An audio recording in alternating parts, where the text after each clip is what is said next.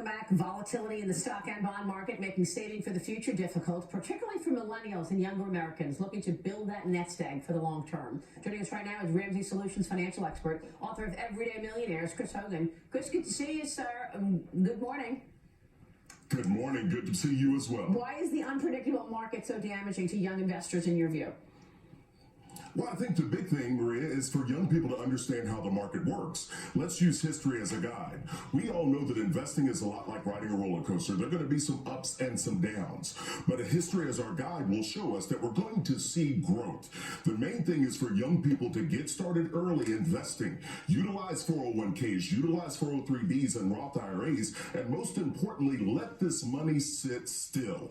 Time and compound interest are your money's best friends, so just have a long-term plan and be calm. Don't let the volatility and the market fluctuations cause you to fall off your plan. Keep a long-term focus. Chris, Steve Forbes here. In terms of investing, one of the best things you can do long-term, even though it sounds fuddy-duddy, is go for stocks that have dividends that have a history of rising each year. Young people getting that kind of advice, compounding is a great miracle. And with dividends, you get 9-10% a year average, even though it's a roller coaster. But you're going to do very well long term. Hey, there's nothing funny-duddy about that, okay? Well, but it sounds I love the idea. In this FANG age. Yeah, the FANG age. I like the FANG age. FANG age. Well, it is definitely it is important. Do what's tried and true. And the other thing is dollar cost averaging. When the market goes down, young people should rejoice. They're getting more shares for less money, and they can when the market recovers, which as you point out, it always does. They're going to do very well, very well.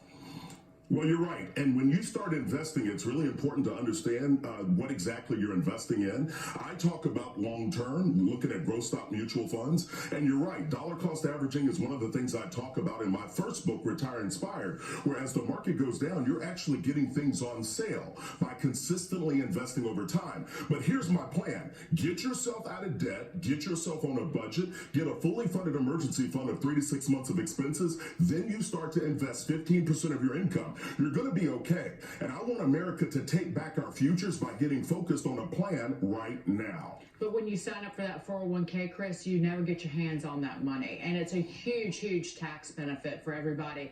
More important now than ever, I just want to point out that the news that General Electric said yesterday it was freezing its pension plan for 20,000 U.S. workers and offering pension buyouts to 100,000 former employees. So again, the pension fund has gone the way of the, well, Edsel. But now this Sadly, is I'm old enough to remember the Edsel. Right, but this is a real exclamation point on what has happened. Back in the dinosaur age.